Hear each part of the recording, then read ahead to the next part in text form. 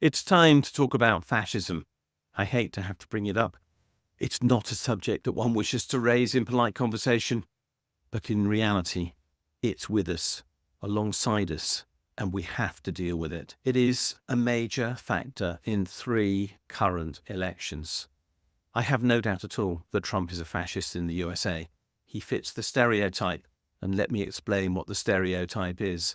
The stereotype of fascism is the strong man who comes in and says, I am able to deal with the threat to you, the ordinary person, from the other, who they define as the enemy, and I will deliver you into salvation. But in practice, what they will do is organize the economy for the benefit of the very rich, who are the people that they really serve. That is what fascism is really all about. And Trump typifies the role.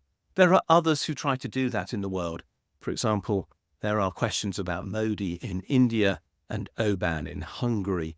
But we're now also seeing, of course, the rise of fascism in France. There is no doubt that Marine Le Pen's party there is fascist in orientation, and the threat that they make, based in particular on pure Islamophobia, is fascist in style.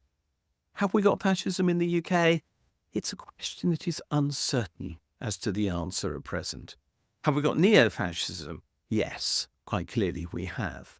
So let me explain what I think fascism is. And for this purpose, I'm going to use the definition created by Jason Stanley in his 2020 book on the subject, because I think it's more accessible than some of the other lists created by people like Umberto Eco, which are often cited, but tend to be a little dated now.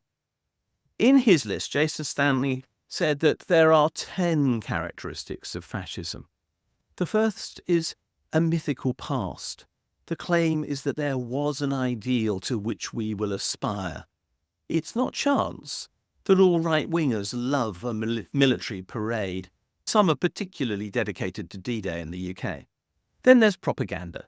The whole point about fascism is propaganda. It's there to attack your enemy. The enemy may not be real. For example, migrants are not actually a threat to anyone in the UK, but there's always an other created by the fascist who is the person who has to be undermined by the propaganda machine. This creates the other who must be attacked. You are part of us, and then there's them who are undermining you. The whole of this is, of course, anti-intellectual. Experts are questioned. We're going to drain the swamp. We're going to clear the politics out of Westminster. We're going to challenge the role of universities in education because they poison the minds of our young people. This is anti-intellectualism. And then the lack of reality, unreality. It's all about conspiracy theories, that there are these others who are threatening us, and they create these theories to support that idea.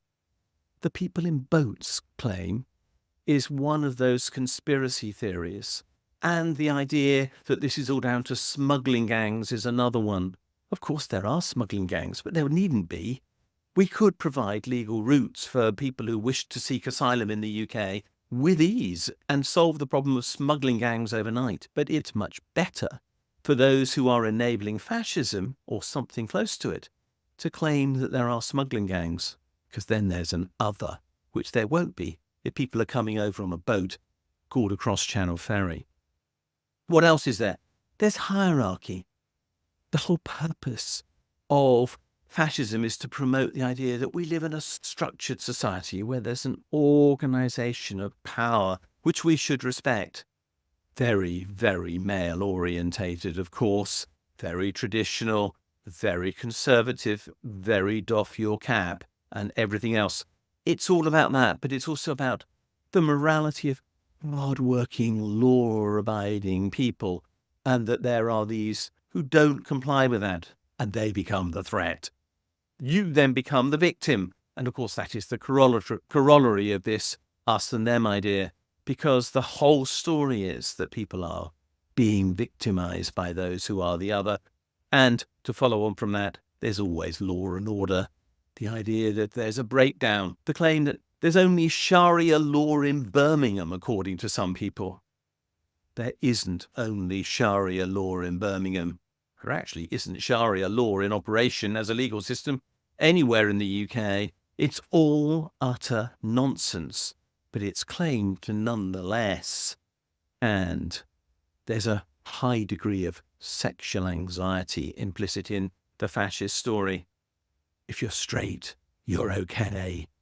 If you're gay or lesbian or bisexual or trans or queer or whatever else, you're a threat. You're not normal. And whether they say it or not, that's one of their clear messages. It's all about compliance. And they are threatened by people who are not compliant. And so they create this tension, which is, of course, also deeply misogynistic. They claim they're protecting women from trans people. No, they're not. They're just using the opportunity of claiming they're protecting women to actually constrain the rights of women in the process of doing so. That's what that's all about. And there's an appeal to the heartland. What does that mean? Well, the appeal of the fascist is very much to the rural community. Look at where reform is popular in the UK. Deeply rural Lincolnshire, deeply rural East Anglia, the heartlands of the East Coast ports, Great Yarmouth and so on, places which are alienated from most of the country by being different by being rural and different by being peripheral, i.e. on the edge of the country, and different by being poor. But they appeal to that as though you are the common folk and we will deal with your needs. Which is it?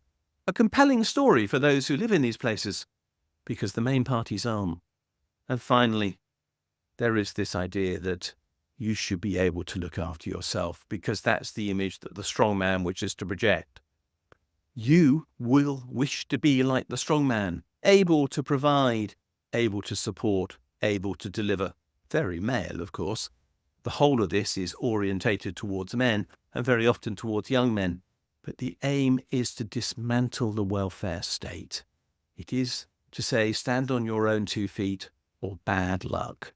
And in which case, this is also, of course, a whole political philosophy that is opposed to those who are ill, who have disabilities of any sort, and who are unfortunate because of the circumstances that life has played out for them.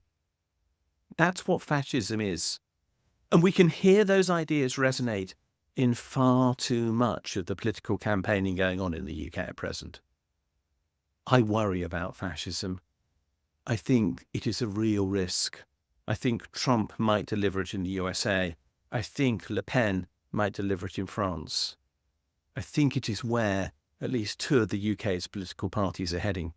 And those 2 political parties are Reform and the Tories. They may not be there yet, but I think they're heading in that direction.